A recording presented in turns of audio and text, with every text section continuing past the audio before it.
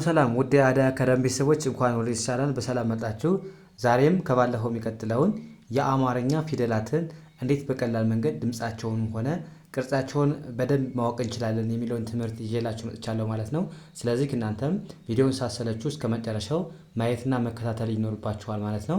እንዲሁም ለቻናላችን አዲስ የሆናችሁ ቤተሰቦቼ ላይክ፣ ሼር፣ ሳብስክራይብ እያደረጋችሁ እኛንም አበረታቱን እያልን ቀጥታ ወደ ትምህርቱ እንሄዳለን ማለት ነው።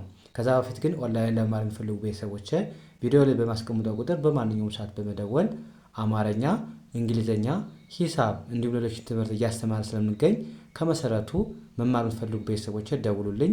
በማንኛውም ሰዓት ደውሉልኝ፣ መማርና መከታተል ትችላላችሁ ማለት ነው። አሁን ቀጥታ ወደ ትምህርቱ እንሄዳለን። እንግዲህ እንዴት እየጻፍን ቅርጻቸውን እንዴት ማወቅ እንደምንችል በቀላሉ መጻፍ ለምትቸገሩ ልጆች ደግሞ በቀላሉ መጻፍ እንድትችሉ የሚረዳችሁን ትምህርት ነው ይዤላችሁ የመጣው። ከዛ ድምጻቸውን ደግሞ አንድ ባንድ ስለምናይ በድጋሚ ቪዲዮውን እስከ መጨረሻ ማየት እንዳትረሱ ማለት ነው። እንጀምር። ከዛሬ በፊት ምን አይተናል? የመጀመሪያው ክፍል ላይ ከሀ እስከ ሰ ያሉትን አይተናል። አሁን ደግሞ ከሸ ቀጥሎ ያሉትን ደግሞ እናያለን ማለት ነው። ስለዚህ ከሸ እንጀምር። ሸን እንዴት እንጽፋለን? ሉክ እዩኝ። ሸ ያው ጻፉኝ። ሸን ከጻፉ በኋላ ማን አለ? ሹ። ልክ ሸን ጻፉኝ። ከዛ ከጎን በኩል እቺ መጨመር ብቻ ነው። ከዛ ሶስተኛ ደግሞ አሁንም ሸን እንጽፋለን። ያው ሸን ጻፉኝ። ከዛ እግሯን ወደ ቀኝ ማንሻፈፍ ብቻ ነው። አራተኛ እግሯን በግራ በኩል ያለችውን እግሯን ምን ማድረግ ነው? ማሳጠር ነው ማለት ነው። ያው አሳጠርኳት። ከዛ አምስተኛ ምንድነው? ሼ ደግሞ ልክ እንደ ሸ ጽፍና ግን ምን ማድረግ አለብኝ? ቀለበት ማድረግ አለብኝ ማለት ነው። እዚህ ጋር አያችሁ፣ እዚህ ጋር ቀለበት ያስፈልጋታል ማለት ነው። ከዛ ሼ ብለን እናለን። ሺ ስድስተኛ ፊደል ልክ እንደ ሸ ጽፍና ምን ማድረግ አለብን? እቺን ጠመም ማድረግ ቀስቷን ቅጥሏን ጠመም ማድረግ ወደ እዚህኛዋ ሼ ቀጥ ያለች ናት። ስንጽፍ ማለት ነው። ቀጥሏል። እዚህ ጋር ደግሞ ጠመም ማድረግ ብቻ ነው። ልዩነታቸው ይሄ ነው። ሌላው ተመሳሳይ ነው ማለት። ከዛ መጨረሻ ሾ ምን ማድረግ ነው? ማሳጠር። እግሯን በቀኝ በኩል እግሯን እናሳጥራታለን። ይኸው እግሯ አጭር ይሆናል። ሲኛዋ ደግሞ በግራ በኩል ናት። ልዩነቶች ሲኛዋ በግራ በኩል ናት፣ ሲኛዋ በቀኝ በኩል ነው እግሯ የሚያጥረው ማለት ነው። የመጀመሪያ ፊደል ከሆነ ምንም ቅጥል የለበትም። ሁለተኛ ከጎን አለችባት። ሶስተኛ እግሯ ሸፋፋ ነው የሚሆነው። አራተኛ እግሯቸው ያጥራል በግራ በኩል። አምስተኛ ባለ ቀለበት። ሁሉም ባለ አምስተኛ ፊደሎች ምንድን ናቸው? ቀለበት አለባቸው ማለት ነው። ሺ ያው ጠማማ ናት። እዚህ ጋር ጠመም ብላለች፣ ወደዚህ ተሸፍናል። ከዛ ሾ እግሯ በቀኝ በኩል ያጥራል ማለት ነው። ስለዚህ አሁን ድምፁን እንድገመው። ሸ፣ ሹ፣ ሺ፣ ሻ፣ ሼ፣ ሺ፣ ሾ። እንድገመው አንዴ። ሸ፣ ሹ፣ ሺ፣ ሻ፣ ሼ፣ ሺ፣ ሾ። ድምፁ በዚህ መልኩ መያዝ። ከዛ ከሸ ቀጥሎ ማን አለ? ሸ፣ ቀ። ያው እንዴት እንጽፋለን? እዩኝ። ያው ቀ ጻፍኩኝ፣ ምንም ቅጥል የለበትም። ከዛ ሁለተኛ ቁ ማለት ያው ጎኑ ላይ ቅጥል አለበት። ሁለተኛ ፊደል ያው ቅጥል መጨመር ነው። ከዛ ሶስተኛ ፊደል ቂ። ሸፋፋ ናት። ያው ሸፋፋ አረኳት። ሸፋፋ ግን እንዳይቀየሙን ይቅርታ ያደርጉልን። እንግዲህ ምንም ማድረግ አንችልም። እሺ ቂ አለን።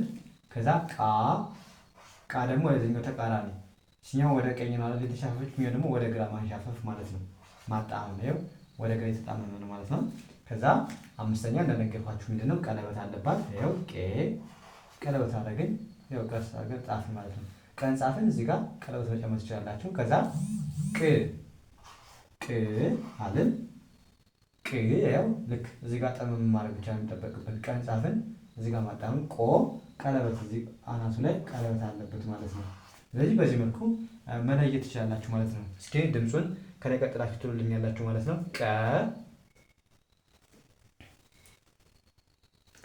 ይቅርታ፣ ቀ፣ ቁ፣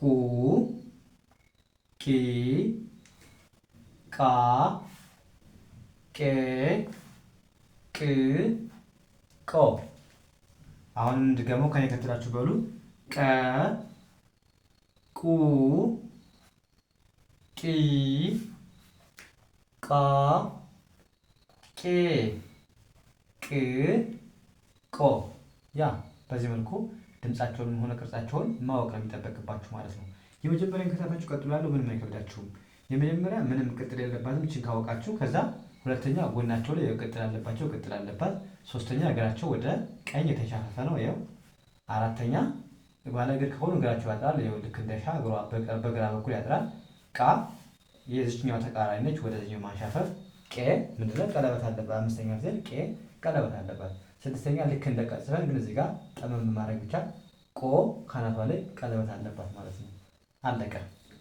ከዛ ከቀ ቀጥሎ ማን አለ? ከቀ ቀጥሎ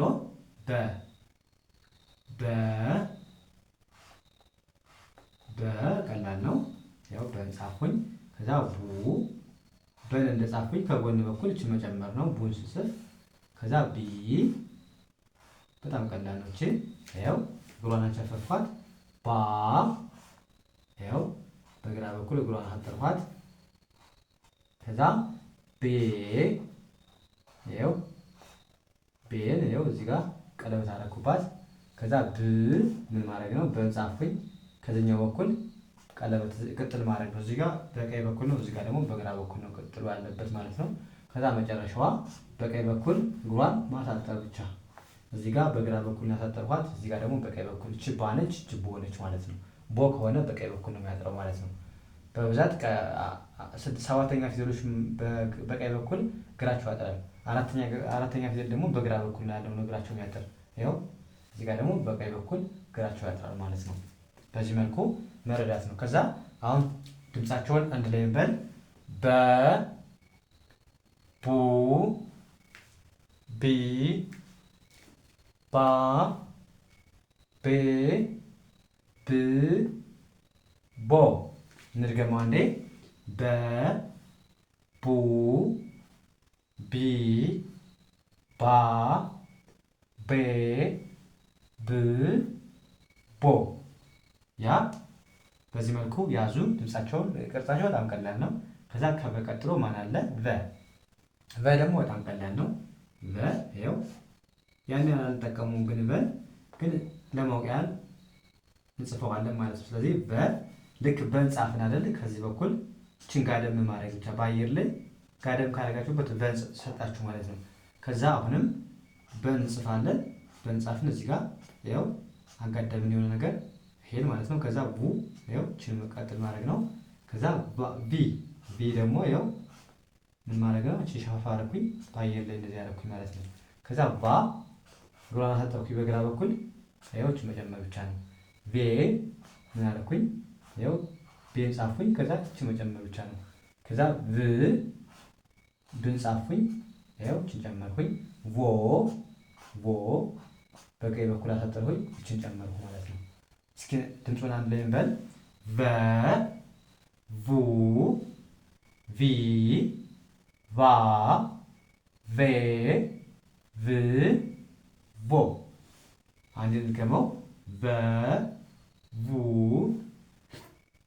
ቪ ቫ ቬ ቭ ቮ። በጣም ጥሩ። ድምፅ ቅርጻቸው በጣም ቀላል ነው። በቤተሰብ ካወቃችሁ ከላይ ምን መጨመር ነው? እችን እንትኗን ብቻ መጨመር ማለት ነው። ከላይ ጋደም ብቻ ማድረግ የሚጠበቅባችሁ ማለት ነው። ስለዚህ ቀጥሎ ያለው ደግሞ ማን ነው? ቀጥሎ ያለው ከበቀጥሎ ተ ነው። ተን እንዴት ጻፈው? ተ ደግሞ መስቀል ቅርጽ ነው ያላት። ይኸው ተ አይደል? ይኸው እንደዚህ ጻፍኩኝ። ቱ ምን ማድረግ ነው? ሁለተኛ አይረሳም መቼም ቀስት ቅጥል አለባት ማለት ነው። ቀስት ከጎን በኩል ይኸው ጨመርኩኝ። ከዛስ ቲ እግሯን አንሻፈፍኩኝ። ይኸው እንደዚህ አንሻፈፍ። ከዛ ይኸው እንደዚህ ማድረግ ነው። ከዛ ፔ ቅርታ ተ ቱ ቲ ብለን ታ ነው የምንለው። ታ ይኸው እግሯን የዚህኛው ተቃራኒ ይኸው እኛው ወደ ቀኝ ወደ ግራ እኛው ወደ ቀኝ ማንሻፈፍ ነው። ከዛ እቺ የተለመደችዋ ደግሞ ቴ ምን ማድረግ ነው? ቀለበት አለባት። ከዛስ ት ልክ እንደተጽፈን እዚህ ጋር ጠመም ማድረግ ብቻ። ቶ ቀለበት አለባት ካናቷ ላይ። አለቀ። ድምፃቸውን አንድ ላይ እንበል። ተ ቱ ቲ ታ ቴ ት ቶ። እንድገመው አንዴ። ተ ቱ ቲ ታ ቴ ት ቶ። በጣም ጥሩ። በዚህ መልኩ ድምፃቸውን ያዛችሁ። ቅርጻቸው በጣም ቀላል ነው። የመጀመሪያውን ተንቀሳፋችሁ፣ ከዛ ሁለተኛ ጎን ላይ ስላለበት ጎን ላይ ቅጥል መጨመር ነው። ሶስተኛ እግራቸው ሸፋፋ ነው፣ የእግራቸውን ማንሻፈፍ ብቻ ነው። አራተኛ እግሯን ወደዚህኛው አዞርን፣ የዚህኛው ተቃራኒ ማለት ነው። አምስተኛ ባለ ቀለበት ናት፣ የተለመደ ነው። ቀለበት አለባቸው ሁሉም ማለት ነው። ከዛ ስድስተኛ ልክ እንደተጽፈን ግን እዚህ ጋር ጠመም ያለ ነገር አላት። ሰባተኛ አናቷ ላይ ቀለበት አለባት። በቃ አለቀ ማለት ነው። ከዛ ከተቀጥሎ ማን አለ? ቼ። አሁን ቼን ለመጻፍ ደግሞ ይህን ማወቅ አለባችሁ። እነዚህን ካወቃችሁ ቼ ደግሞ በጣም ቀላል ነው ማለት ነው። ስለዚህ ቼን እንዴት እንጽፋለን? ይኸው ከአናቷ ላይ ይኸው አለ። እቺ መጨመር ብቻ ነው። ከአናቷ ላይ ሲጨመሩባት ቼ ትሰጣችኋለች። የተ ቤተሰብ ላይ ከአናታቸው ላይ ሲጨመሩበት ምን ይሆናል ማለት ነው? ቼን ይሰጣችኋል ማለት ነው። ስለዚህ ቼ ይኸው በቀላል መንገድ ጻፉኝ። ቼን ጻፉኝ። ከዛ ቹ ይኸው እዚህ ጋር። ከዛስ ቺ እግሯ ሸፋፋ ነው። ይኸው ቻ ወደ ቀኝ አዞርኳት፣ ወደ ግራ አዞርኩኝ። ይኸው እንደዚህ አደረኩኝ። ቼ አምስተኛ ቼ ቀለበት አደረኩኝ። ይኸው ቺ ይኸው ቾ። በቃ አለቀ ማለት ነው። ምንም ሌላ ታሪክ የለውም። ይህን ካወቃችሁ የተን ቤተሰብ ካወቃችሁ ከላይ መጨመር ብቻ ነው። ይህን ጋደም ያለው ነገር ሲጨምሩት ይህን ይሰጣችኋል ማለት ነው በቀላሉ። እናንተ ይህን ማወቅ አለባችሁ። ተመሳሳይ ነው። በቀላል መንገድ መያዝ ከፈለጋችሁ አሁን በን ስትጽፉ በን ካወቃችሁ ለበ ቀላል ነው። እዚህ ጋር አሁን ሼ ለቀ ችግር የለውም ቀላል ነው።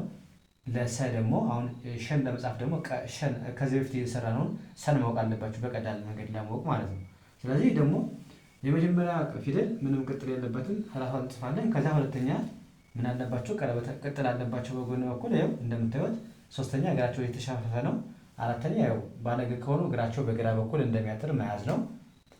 ካልሆነ ደግሞ እግራቸው ወደ ቀኝ ወደ ግራ ይሻፈፋል። አምስተኛ ሙሉ ቀለበት አለበት። 34ቱም የአማርኛ ፊደላት ቀለበት አለባቸው። አምስተኛ ፊደል ከሆነ ስድስተኛ የተለያየ ቅርጽ ነው ያላቸው። ወይ ጠመም ያለ ነገር ይኖራቸዋል፣ የተለያየ ቅርጽ አላቸው። እነዚህ ቀላል ነው፣ በድምጻቸው ማወቅ ትችላላችሁ። ሰባተኛ ደግሞ ቀለበት ይኖራቸዋል ወይም በግራ በኩል እግራቸው ያጥራል። ያው ቀለበት ከሌላቸው እዚህ ጋር እግራቸው ያጥራል። እችኛዋ ቀለበት ስላላት ከአናቷ ላይ ቀለበት አላት። እችኛዋ እግሯ አጥሯል በቀኝ በኩል፣ ይሄዎችም በቀኝ በኩል እግሯ ያጥራል።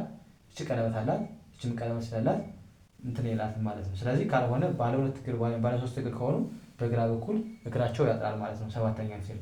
አራተኛ ፊደል ደግሞ በግራ በኩል ነው የሚያጥረው፣ እዚህ ጋር ደግሞ በቀኝ በኩል ነው የሚያጥረው ማለት ነው። ስለዚህ በዚህ መልኩ መረዳት ያስፈልጋል ማለት ነው። ከዛ ከቸ ቀጥሎ ማን አለ? የ ዩ ይ ይ ከዛስ ዩ ይ ያ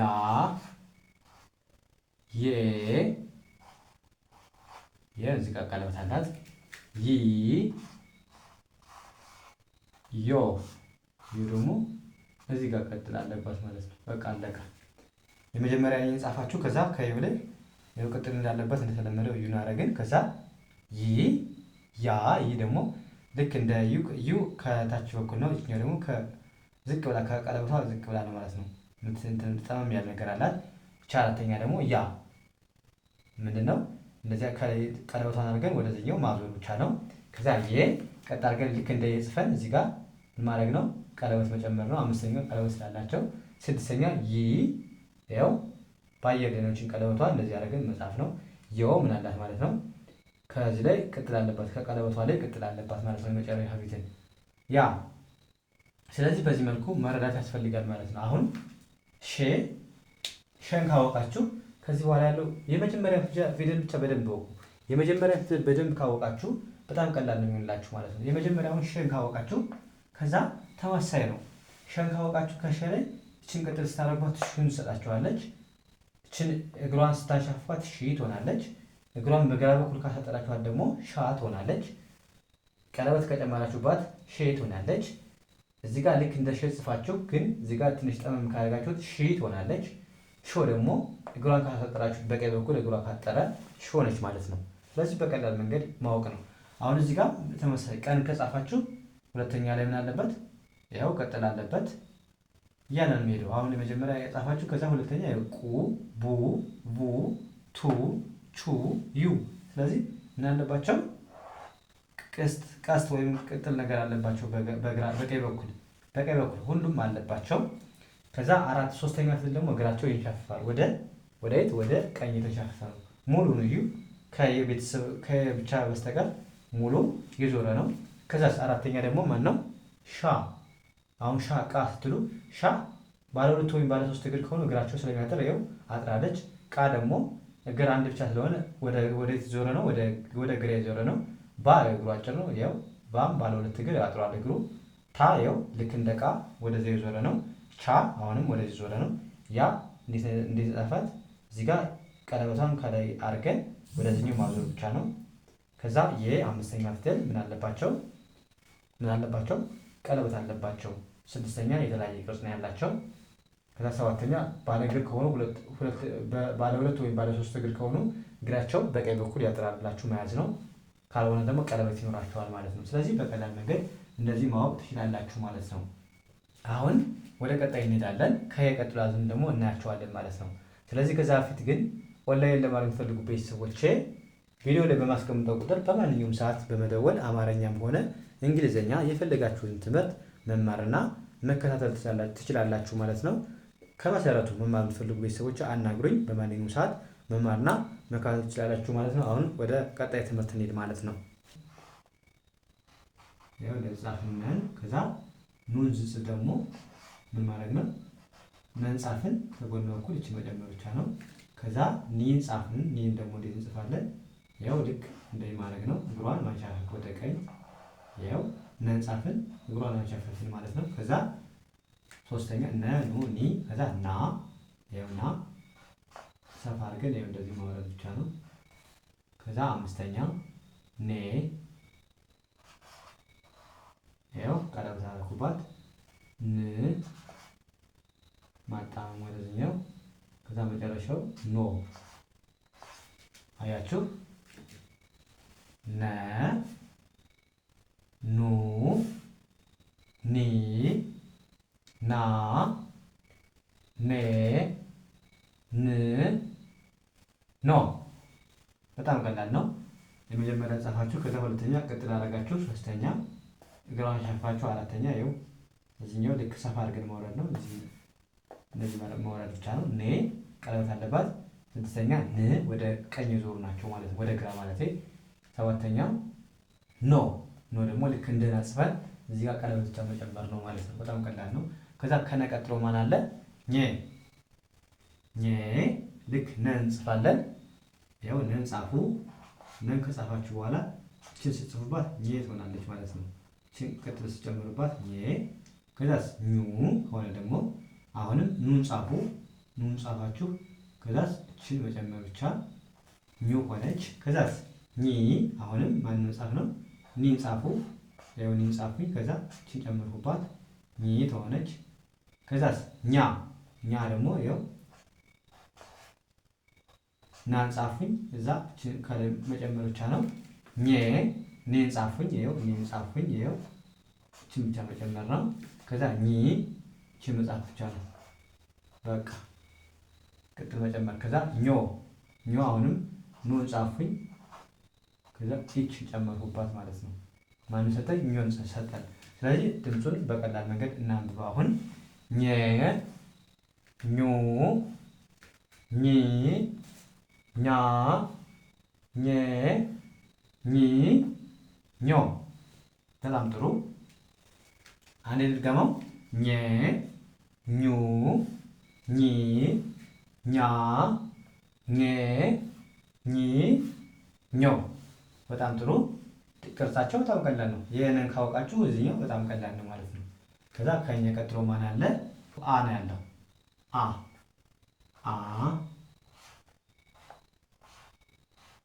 እንዴት ጻፍን? ኡ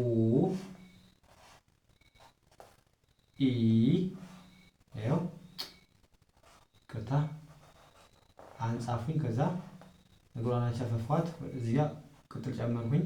ሁለተኛ ላይ ኡ አ ኡ ኢ ከዛ አ እግሯ ማሳጠር በግራ በኩል እግሯቸውን ማሳጠር ነው በቃ። ከዛ አምስተኛ ቀለበት አላት። ይኸው ቀለበት ብቻ ጨመርኩኝ። ከዛ ኤ እ ደግሞ እንደዚህ መውረድ ብቻ ነው። ብቻዋ ክልክል ያለባት ኦ እግራቸውን በግራ በኩል ያው አሳጠርን ማለት ነው። በቀኝ በኩል ማለት በቀኝ በኩል ያጥራል። በግራ በኩል እዚህ ጋር አ ነው። ኦ ከሆነ በቀኝ በኩል ነው የሚያጥረው ማለት ነው። ስለዚህ በዚህ መልኩ ማወቅ ነው የሚጠበቅባችሁ። አን መጀመሪያ እንደዚህ ጻፉኝ። የመጀመሪያ አን ከጻፋችሁ በጣም ቀላል ነው። ከዛ ከአ ላይ ችንቅጥል ሲጨምርባት ኡን ትሰጣችኋለች። ከዛ ከኡ ላይ ቅጣ አን ጻፍን። እዚህ ጋር እግሯን ካሻፈፍን ኢ ትሆናለች። አ ካለን ደግሞ እግሯ አጭር ነው ማለት ነው። በግራ በኩል ያለው እግሯ ያጥራል። አምስተኛ ባለ ቀለበት ኤ። ስድስተኛ ይኸውልህ እዚህ ጋር ጥምም ያለ ነገር አለ። ከዛ ቀጥታ ጋር እንደ አ መጻፍ ነው። ከዛ ሰባተኛ ኦ ምን ማለት ነው? እግራቸውን በቀኝ በኩል ማሳጠር ብቻ አለቀ። ከዛ ከአ ቀጥሎ ማን አለ?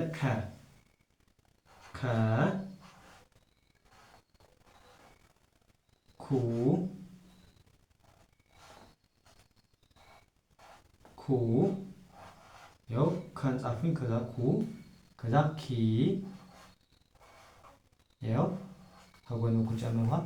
ካ እግሯን አሳጠርኳት። ኬ ቀለበት አላት። ክልክል ያላት እችኛዋ እቺ ጋር ጠበም ማድረግ ብቻ። ከዛ እቺ መጨመር ብቻ ነው አለቀ። ከዛ መጨረሻ ኮ እግራቸውን በቀኝ በኩል ማሳጠር ብቻ አለቀ። በዚህ መልኩ መያዝ ነው። ከዛ እናንብበው። ኩ ኪ ካ ኬ ክ ኮ እንድገመው አንዴ። ኩ ኪ ካ ኬ ክ ኮ። በጣም ጥሩ አያችሁ። ከአልን ኩ ኪ ካ ኬ ክ ኮ። በጣም ጥሩ። ከዛ ከቀጥሎ ወ አለ። ወ ው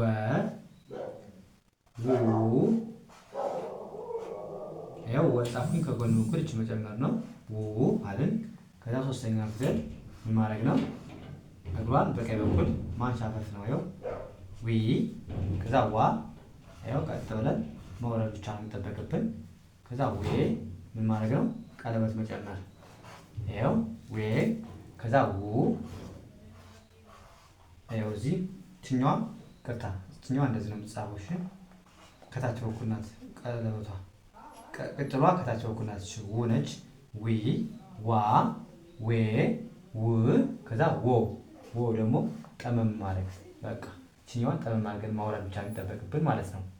ገባችሁ አይደል? ስለዚህ ድምፁን አንድ ላይ እንበለው። ወ ው ዊ ዋ ዌ ው ወ በቃ አለቀ ማለት ነው። በቀላል መንገድ እንደዚህ ማወቅ ነው የሚጠበቅባችሁ። ቅርጻቸውን ዝጽፍ በደንብ እዩ ማለት ነው። ከዛ ከወ ቀጥሎ ምን አለ? ዘ ዙ ዚ ዛ ዜ ዝ ዞ።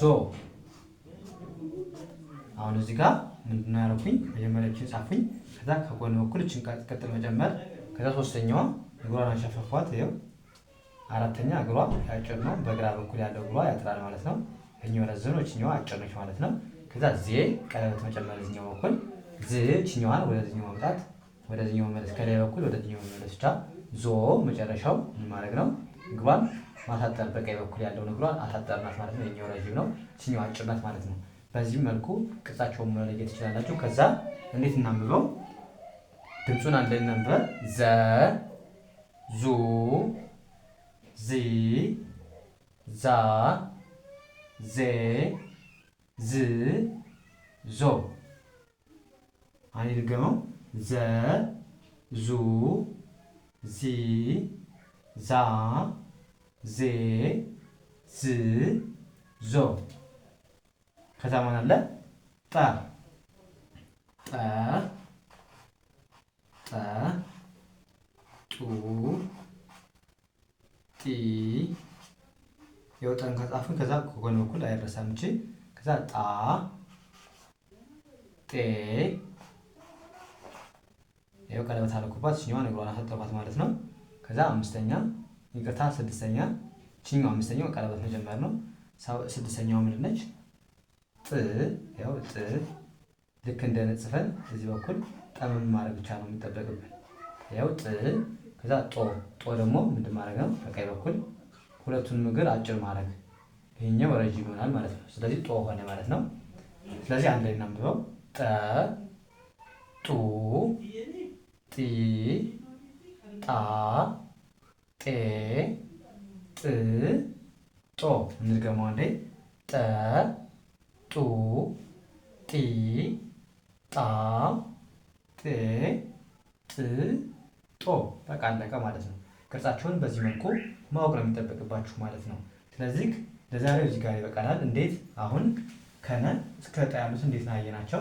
የመጀመሪያ ፊደሎች መጀመሪያ እዩ። የመጀመሪያ ምንም ቅጥል የለበትም።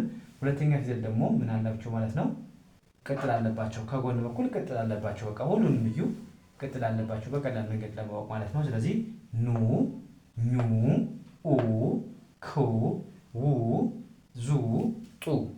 በቃ ከዛ ሶስተኛ ደግሞ ምን አለባቸው? እግራቸው ወደ ቀኝ የተንሻፈፈ ነው ወይም እየዞረ ነው ማለት ነው። ስለዚህ ኒ፣ ኚ፣ ኢ፣ ኪ፣ ዊ፣ ዚ፣ ጢ። ከዛስ ና። አራተኛ ፊደሎች ደግሞ ባለ ሁለት እግር ወይም ባለ ሶስት እግር ከሆኑ እግራቸው በግራ በኩል ያሉት ያጥራሉ ማለት ነው። በግራ በኩል እግራቸው ያጥራል ማለት ነው። ለምሳሌ አን፣ ከን እዩ። አሁን አን እዩት፣ እግሩ አጭር ነው። ካ ይኸው እግሩ አጭር ነው። ባለ እግር ከሆኑ ባለ ሁለት ወይም ባለ ሶስት እግር ከሆኑ እግራቸው ያጥራል። ዛን ስትሆን እግራቸው በግራ በኩል ያጥራል። ጣ ይኸው እግራቸው ያጠረ ነው ማለት ነው። በግራ በኩል ያለው በቀላል መንገድ ለማወቅ በዚህ መልኩ መያዝ ነው። አምስተኛ ምን አለባቸው? ሁሉም 34ቱም የአማርኛ ፊደላት ምን አለባቸው? አምስተኛ ፊደል ቀለበት አለባቸው። ያው ሙሉ እንደምታዩቸው ቀለበት አለባቸው። ኔ፣ ኜ፣ ኤ፣ ኬ፣ ዌ፣ ዜ፣ ጤ። አለቀ። ከዛ ን ስድስተኛ ፊደሎች ደግሞ የተለያየ ቅርጽ ነው ያላቸው። እችኛዋ ልክ እንደነት ጽፋ ግን እችኛዋ ወደ ግራ የዞረች ናት። ከዛ ንን ከጻፈን እችኛዋን መጻፍ ቀላል ነው። እችኛዋ ከጎን በኩል እችን ማጋደም ብቻ ነው። ከዛ ልክ እንደ አጽፈን ግን እዚህ ጋር ጠመም ጠመም ያለ ነገር አላት ማለት ነው። ከ ይቅርታ ክ እዚህ ጋር ክድክድ ያለበት ወይም ጠማም አለበት ማለት ነው። ው ይኸው ከጎን በኩል ቅጥል አለበት። ስድስተኛ ዝ ማለት እንደዚህ ጽፈን ቅርታ እንደዚህ ጽፈን ምን ማድረግ ነው? እችኛዋን ከላይ በኩል ወደ እኛ ማዞር። ከዛ መጨረሻ ዞ ደግሞ በቀኝ በኩል እግራቸው እንደሚያጥር ብቻ መያዝ ነው። አሁንም አንድ የደረሰን ጠን አሁን እዩ። ይኸው ጠ ምን አለበት አሁን እዚህ ጋር ጠ ይኸው ሁለተኛ ጎኑ ላይ አለበት። ጡ ጢ ይኸው እግሯ ይሻፈፈ ነው። አራተኛ ጣ ከተመሳሳይ ነው ማለት። ስለዚህ የመጀመሪያ ፊደል ምን አለበት ማለት ነው? ምንም የለበትም። ሁለተኛ ቅጥል አለበት። ሶስተኛ እግራቸው ይሻፈፈ ነው። አራተኛ የተለያየ ቅርጽ አላቸው። በግራ በኩል እግራቸው ያጥራል። አምስተኛ ቀለበት አለባቸው። ስድስተኛ የተለያየ ቅርጽ። ሰባተኛ ባለ ቀለበትም አላቸው። ባለ እግር ወይ ባለ ሁለት እግር ከሆኑ ደግሞ እግራቸው በቀኝ በኩል እንደሚያጥር መያዝ ብቻ ነው የሚጠበቅባችሁ ማለት ነው። ስለዚህ በዚህ መልኩ ከተረዳችሁ አማርኛም በቀላል ውስጥ በቀላል ዘዴ ማንበብም መጻፍ ትችላላችሁ ማለት ነው። ስለዚህ ከእናንተ የሚጠበቀው ምንድን ነው? የምንለቃቸውን ቪዲዮዎች ሳሰለችሁ ማየትና መከታተል ማለት ነው። ከዚህ በፊት ደግሞ አንድ ቪዲዮ ሰርቻለሁ። እሱንም ገብታችሁ ያላያችሁ ቤተሰቦች ገብታችሁ ማየትና መከታተል ትችላላችሁ ማለት ነው። እና ኦንላይን ለማለት የምትፈልጉ ቤተሰቦች እንደነገርኳችሁ ከመሰረቱ መማር የምትፈልጉ ቤተሰቦች አናግሩኝ፣ ደውሉልኝ። ማንኛውም ትምህርት አማርኛ፣ እንግሊዝኛ፣ ሂሳብ ሌሎችን ትምህርት እያስተማር ስለምንገኝ በፈለጋችሁ ሰዓት ደውላችሁ መማርና መከታተል ትችላላችሁ ማለት ነው። ስለዚህ የዛሬ ክላሳችን እዚህ ጋር እናበቃለን። ቀጣይ በሌላ ትምህርት እስከምንገናኝ መልካም ጊዜ ተመኘሁላችሁ። ሰናይ ጊዜ